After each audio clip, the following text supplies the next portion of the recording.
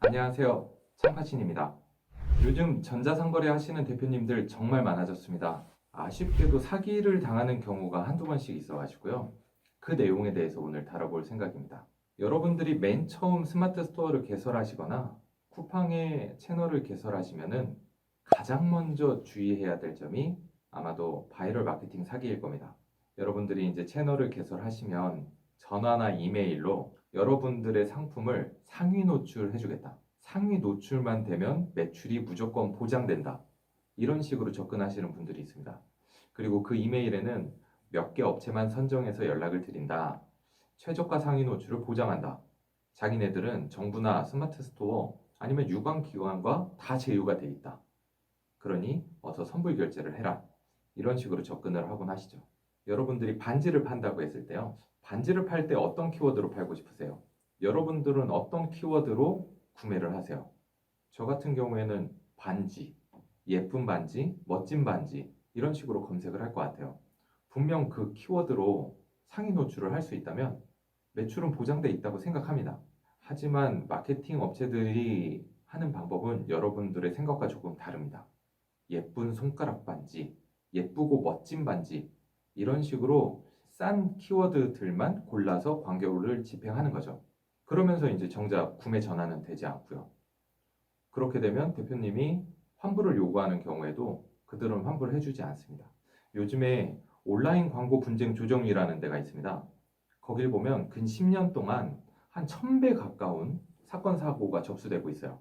거기서 다 읽어보면요. 결국엔 대표님들이 잘못을 한 거고요. 알아보지 못한 잘못을 한 거고요. 그런 사고가 일어났을 때 네이버나 나라에서 보호나 보상을 해주지 않습니다. 그럼 어떻게 대처해야 될까?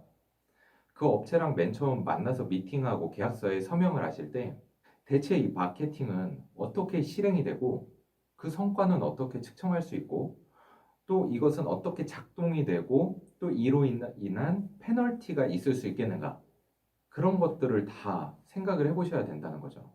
상식적으로 지금 스마트 스토어가 50만 개가 넘는다고 합니다. 훨씬 훌쩍 넘었을 수도 있어요. 대표님과 똑같은 상품을 판매하는 사람이 한두 명이 아닐 겁니다. 100명, 1000명은 될 거예요. 그럼 그들이 똑같이 다 마케팅을 실시하면 다 상위 노출 될 수 있을까요? 아니잖아요. 상식적으로 생각해 보시기를 권유드립니다. 그리고 파격적인 프로모션이나 정말 좋은 서비스는 대표님들한테 먼저 연락 오지 않습니다. 그 회사들은 입소문으로 들어오는 업무량만 해도 어마어마하기 때문에 먼저 연락 오지 않을 가능성이 큽니다. 두 번째는 계약서만으로는 부족합니다. 녹음도 같이 하십시오. 어떻게 집행을 할 거고 만약에 문제가 발생했을 경우에는 어떻게 환불을 해주겠다. 그리고 추가적인 비용은 어느 부분에서 발생을 할 수가 있다. 이런 부분들을 다 녹음을 하는 거죠. 그러면 이중으로 대비를 하는 거니까 그나마 안전하다고 할 수 있습니다. 세 번째는 사기라고 판단이 되면 즉시 환불을 요청하십시오. 분명 그들은 그럴 겁니다. 조금만 더 시간을 달라. 그리고 이건 대표님이 잘 몰라서 그렇지 정말 좋은 방법으로 우리가 집행을 하고 있다. 이렇게 1년이란 시간을 끕니다. 그럼 그때는 더욱더 환불받기가 어렵죠. 민사로 가도 형사로 가도 환불은 받기 어려울 겁니다. 네, 이 정도만 지켜주셔도 충분히 사기에 대처할 수 있다고 생각합니다.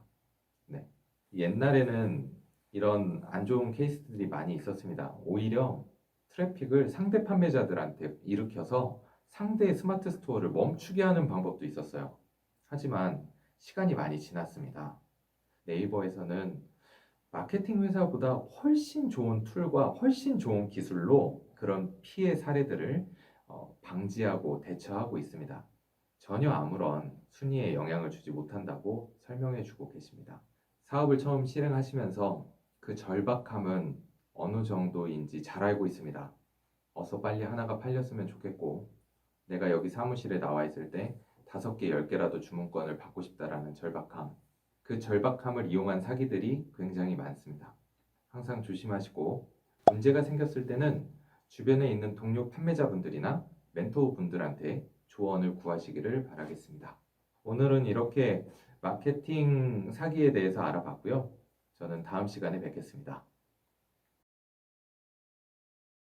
안녕하세요. 참파신입니다. 이번 시간에는요, 저희가 물건을 사올 때 가장 많이 사오는 곳 바로 중국이죠. 해외 직구로 저희는 물건을 많이 사오곤 합니다. 이 경우 때 발생할 수 있는 사기 사건들, 그 내용에 대해서 말씀드리도록 하겠습니다. 한국에서 물건을 사왔을 때 문제가 발생되면 여러분들은 어떻게 하시겠어요? 저 같은 경우에는 차 타고 바로 갑니다. 아니면 경찰서에 신고를 하거나 통신사에 개인정보를 조회할 수도 있죠. 민사나 형사로 분쟁을 해결할 수도 있습니다. 근데 그게 만약 바다 건너 해외에서 일어났다고 하면 사실 여러분들은 대처할 수 있는 방법은 딱히 많지 않습니다. 여러분들이 중국 사이트를 많이 둘러보고 유럽 사이트, 인도 사이트를 둘러보다가 정말 획기적인 비밀의 도매 사이트가 여러분의 눈에 띌 확률 정말 극도로 낮습니다. 정말 좋은 제품들은요, 대기업들이 그들과 이미 협약이 다 맺어져 있고 계약이 다 맺어져 있습니다. 여러분들이 정말 좋은 사이트를 발견할 확률은 극히 적기 때문에 충분히 주의가 필요합니다. 그런 사이트들은 어떤 특징들이 있냐면요, 타사 대비 월등하게 저렴한 가격, 리뷰가 없거나 리뷰를 작성할 수 없거나 고객 게시판 같은 게 없습니다. 아니면은 정말 좋은 리뷰만 엄청 많아요. 그러면서 그 문장이 어색한 문장들이 있을 때가 있습니다. 그런 사이트를 또 주의하셔야 되고, 아니면 하단에 봤을 때 그 판매 사업자의 주소, 전화번호 이런 것들이 적혀져 있지 않아요. 그리고 또 구매를 할 때 개인정보를 요청하는 경우가 있어요. 주민번호라든지 통관번호 이런 것들. 구매 사이트로 위장한 경우도 많습니다.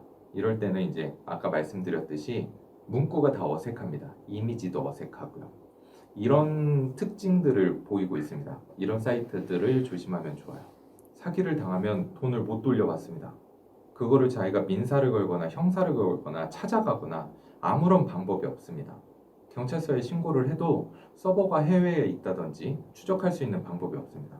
아마 여러분들은 이런 사례가 여러분들의 일이 아닐 거라고 생각하실 수도 있어요. 하지만 이렇게 얘기해 볼게요. 국내 판매 사이트들 중에 쿠팡 같은 경우에 위너를 먹으면 같이 묶여있던 상세 페이지라든지 리뷰까지 전부 다 가져오는 효과가 있죠. 근데 나중에 가서는 그 주문권이 전부가 취소가 됩니다. 분명 여러분이 구매를 했는데요. 그러면 이때 기입한 개인정보들 어떻게 될 것 같아요? 개인정보에 대한 건 생각해보지 않으셨죠? 이 개인정보를 가지고 중국에서 한국으로 물건을 보내는 듯이, 그러니까 개인이 사용하는 물건인 것처럼 물건을 보냅니다. 100군데, 1000군데로 찢어서 보내겠죠. 그리고 그걸 한 군데로 모읍니다. 이게 바로 밀수입니다. 이런 식으로 악용될 수도 있고요. 여러분도 모르는 사이에 사기에 가담하게 된 것처럼 보일 수도 있습니다. 그리고 보이스 피싱이나 메신저 피싱 아니면 이메일로 악용될 수도 있고요. 예전에 우리 그 중고나라라는 사이트에서 물건을 사면 벽돌이 오는 경우가 있었죠. 그래서 그거랑 비슷한 사례인데요. 중국 사이트에서 물건을 사면 오긴 옵니다. 송장 번호가 찍혀서 오긴 오는데 공구 세트라고 해서 물건을 샀는데 공구가 안 들어있고 그 그림이 온 거예요. 공구 세트 그림이 온 거예요. 그래서 분명 이제 물건은 보냈다 이런 식으로 분쟁이 붙게 되는 거죠. 그러면서 이제 돈을 돌려받지 못한다던가 아니면은 물건을 구매를 했는데 100만 원을 입금을 했는데 한 10만 원 정도만 돌려주고 추후에 자기는 돈을 돌려줄 의사가 있다. 다만 지금은 이제 순서가 되지 않아서 환불을 해주지 않았다. 이런 식으로 시간을 끄는 경우도 있고요. 아니면은 돈을 입금을 했는데 포인트로 돌려줘요. 이런 경우는 정말 비일비재합니다. 하다못해 키위라는 항공사가 있습니다. 정말 큰 항공사인데요. 이 키위라는 항공사도 환불을 요구하면 이런저런 이유를 대면서 포인트로 환불을 해줍니다. 근데 한번 그렇게 정이 떨어진 회사에서 포인트를 사용할 일은 없잖아요. 또 포인트로 살 수 있는 제품은 굉장히 판매가를 높여놔요. 그런 식으로 사기 피해가 발생할 수 있습니다. 추가로 해외에서 물건을 사올 때 처음에는 분명 인증받은 물건을 구매 요청을 했었는데 첫 번째, 두 번째는 맞았는데 세 번째 물건이 도착해서 보니까 인증이 받지 않은 다른 물건이 오는 경우가 있습니다. 이 경우에는 이 물건을 판매할 수 없으세요. 판매할 수 없어서 G마켓 옥션 11번가 스마트 스토어 쿠팡에서는 팔지 못하고 네이버 밴드라든가 아니면 중고거래 장터에서 물건을 털어내는 경우가 있습니다. 이 부분도 주의하시면 좋을 것 같습니다. 기본적으로 신용카드를 사용하시면 좋습니다. 사기라고 해도 처음에는 물건을 보내줄 수가 있어요. 그리고 단위, 결제 금액 단위를 점점점 높였을 때 비로소 사기를 치는 경우도 있죠. 이 모든 거를 방지할 수 있는 가장 좋은 방법은 신용카드를 사용하는 겁니다. 이제 에스크로 서비스를 사용을 하는 거죠. 그래서 물건을 구매를 했는데 물건이 오지 않았다. 이러면 신용카드사에 바로 전화를 해서 지급 정지를 요청할 수 있습니다. 이거를 이제 차지백 서비스라고 하는데 이거는 해외 카드사나 국내 카드사에도 있으니까 물건을 구매할 때는 안전망으로 에스크로 서비스나 신용카드를 사용하시는 게 좋은 방법일 수 있고요. 구매하실 때 사이트가 뭔가 어색하다. 그럴 땐 이제 해외에도 이런 사기를 분별해내는 사이트들이 있어요. 스캠 어드바이저라든지 국내 사이트 중에서는 소비자24라는 사이트가 있습니다. 정부에서 국가에서 운영하고 있는 사이트고요. 이 사이트가 사기 의심이 되냐 안 되냐를 조회해 보실 수 있기 때문에 물건을 구매하시기 전에 한번 꼭 조회를 해 보시는 걸 추천을 드립니다. 사기 사건이 발생하면 민사나 형사 방법을 통해서 돈을 돌려받으실 수도 있습니다. 하지만 아시다시피 민사로 가면 최소 1년, 오래 걸리는 거는 3년, 4년까지도 가잖아요. 가장 좋은 방법은 처음부터 사기를 당하지 않는 겁니다. 여러분들이 정말 자기 돈을 걸고 사업을 하겠다 마음을 먹으셨으면 정말 충분한 주의를 하시는 걸 추천드립니다. 오늘은 해외에서 물건을 구매할 때 생길 수 있는 사건, 사고들에 대해서 알아봤습니다. 다음 시간에는 조금 더 큰 규모의 사기 사건에 대해서 알아보도록 하겠습니다. 감사합니다. 안녕하세요. 창파신입니다. 여러분, 보고플레이, 하우스앱 이런 서비스들의 이름을 들어본 적 있으시죠? 이번에는 사기라고 하기에는 조금 애매하지만 수억, 수백억, 수천억의 피해를 양산해냈었던 그런 사례에 대해서 말씀드리도록 하겠습니다. 우리가 주로 알고 있는 온라인 커머스들은 대부분 다 대기업이 운영하고 있는 커머스죠. 근데 아쉬운 점도 있습니다. 생각보다 많은 수수료를 가져간다든지 정산이 늦는다든지 아니면은 뭔가 기타 서비스들이 부족하다 이렇게 생각하시는 셀러분들이 정말 많으시죠. 그러면서 3년, 4년 전부터 벤처붐이 많이 일었어요. 새로운 플랫폼들이 우후죽순 나오기 시작했습니다. 그러면서 보고플레이라든지 하우스앱 이런 새로운 형태의 플랫폼들이 나오기 시작합니다. 인플레이션이 오면서 정말 많은 투자를 받았습니다. 정말 많은 관심을 받고 그 투자금으로 파격적인 프로모션을 실시하면서 많은 소비자와 판매자들을 유입시켰습니다. 그러면서 정말 쿠폰을 많이 퍼주고 포인트를 많이 퍼주고 돈을 페이백 해주고 이런 식으로 운영을 했었는데요. 현재 투자신이 70%, 80% 이상 투자 금액들이 다 얼어붙었습니다. 그러면서 투자 금액을 더 이상 받아오지 못하니까 판매자들한테 정산을 못 해주는 상황이 온 거죠. 그 피해 금액이 수백, 수천억이 되면서 정말 많은 피해자를 양산한 사건입니다. 처음에는 정말 좋았죠. 쿠폰도 많이 붙여주고 정산도 빨리 해주고 소비자들한테는 포인트 금액도 많이 적립을 해주고 하지만 뉴스에 요즘 나오고 있는 것처럼 현재는 그 업체들은 더 이상 운영을 하지 않고요. 거기에 많은 판매자분들이 정말 많은 금액을 물려버린 사건입니다. 이런 사고가 생기기 전에 어떤 현상을 미리 볼 수 있냐면요. 이렇게 새로운 플랫폼들이 정상기를 조금씩 늦추는 경우가 있습니다. 이 전조 증상부터가 이 플랫폼이 어려워지고 있다는 것을 표현하는 거죠. 처음에는 3일, 5일, 10일, 한 달, 두 달, 세 달 이런 식으로 정상기를 늘립니다. 그 과정에서 투자를 더 받겠다는 계획인데요. 아쉽게도 이렇게 투자를 유치하지 못했을 땐 정산대금을 주지 못합니다. 그러면은 여러분들은 그 회사에 전화를 하거나 찾아가거나 민사를 걸거나 형사를 걸거나 하시겠죠. 그 과정에서 여러분이 돈을 돌려받을 수 있는 확률 제로에 가깝습니다. 그 이유는요, 이 회사를 매각하거나 이익 잉여금을 확보한다고 하더라도 가장 먼저 가져가는 건 은행이고요. 가장 마지막에 받는 것이 아마 판매자가 될 것입니다. 사전에 사기 사건을 당하지 않도록 전조 증상을 파악하시는 게 중요합니다. 이것도 상식적으로 생각해 봐가지고 한 개의 플랫폼이 과도한 혜택을 준다던가 정말 좋은 판매자를 위한 서비스가 있다고 해서 그 플랫폼에 올인하지는 않으셨으면 좋겠습니다. 리스크가 너무 커져요. 두 번째 방법으로는 뉴스나 언론 매체를 통해서 정보를 신속하게 찾아보시고 또 판단하시고 대응하셔야 됩니다. 세 번째, 정상금 지연 이슈 같은 게 발생하면 빠르게 움직이시는 걸 추천드립니다. 정상금 지연 이슈는 가장 마지막에 생기는 가장 큰 문제거든요. 정상금 지연 이슈가 발생했다면은 진행을 하실지 결정을 해보셔야 될 것 같습니다. 그리고 네 번째는 뉴스에 나오는 거는 좀 시간이 걸릴 수도 있거든요. 뉴스에 그런 안 좋은 사건이 올라오게 되면 그 쇼핑몰 브랜드 이미지에 굉장히 큰 타격이기 때문에 굉장히 신중하게 그 뉴스는 올라오게 됩니다. 그래서 동종업체 같이 판매를 진행하시는 분들과 원활하게 활발하게 정보를 교류하시는 것도 한 방법이 될 것 같습니다. 사실 저희 판매자들 입장에서도 판매를 할 수 있는 채널이 줄어든다는 건 정말 아쉬운 일입니다. 저희 판매자 입장에서 봤을 때 쿠팡이라는 사이트가 친절하지만은 않잖아요. 하지만 소비자들이 많기 때문에 어쩔 수 없이 그 플랫폼에서 판매하는 경우도 있는데, 이런 스타트업 회사들이 하나씩 생기고 없어지는 것들 너무 아쉬운 상황이고, 그 피해를 저희 판매자분들까지 다 입게 되는 상황, 너무 안 좋은 상황이죠. 1,000만 원만 정상 금액을 못 받았다고 하더라도 몇 개월치가 날아가 버리는 상황인데요. 다시는 그런 일이 있지 않도록 저희끼리 내용 공유를 활발히 하면서 이런 사고에 대비했으면 좋겠습니다. 안녕하세요, 창파신입니다. 사업을 처음 시작하시면서 주변 지인들한테 발생할 수 있는 사기 사건들에 대해서 한번 말씀드려보려고 합니다.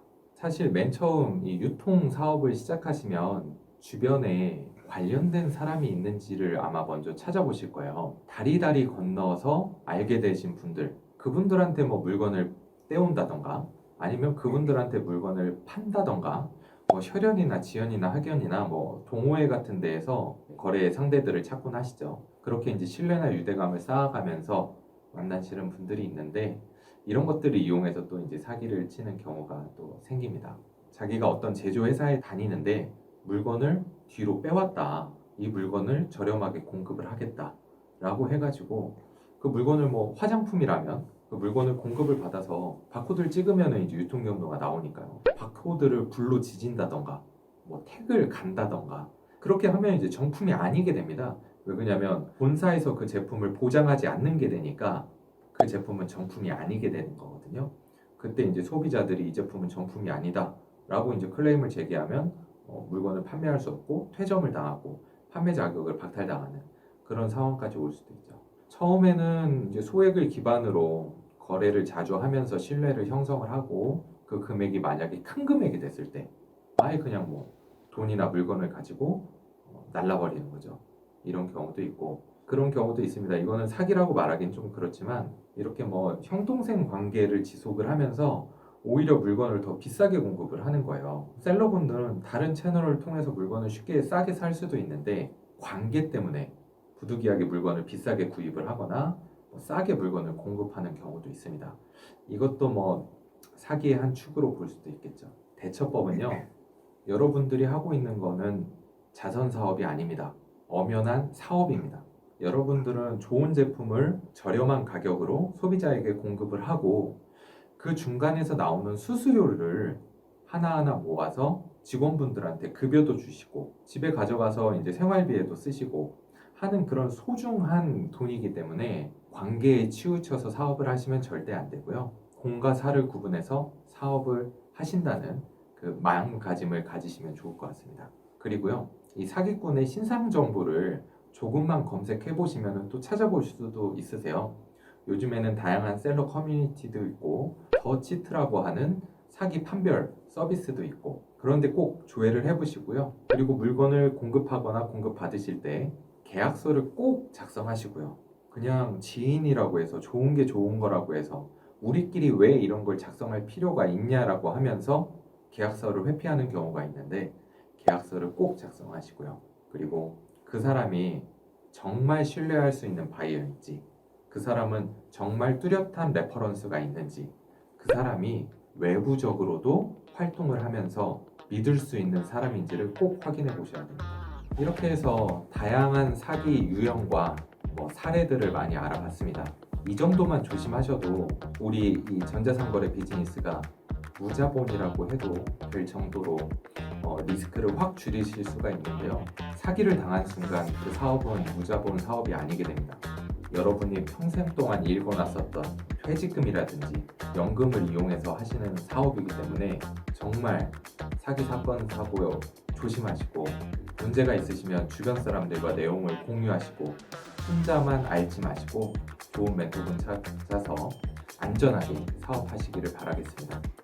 감사합니다.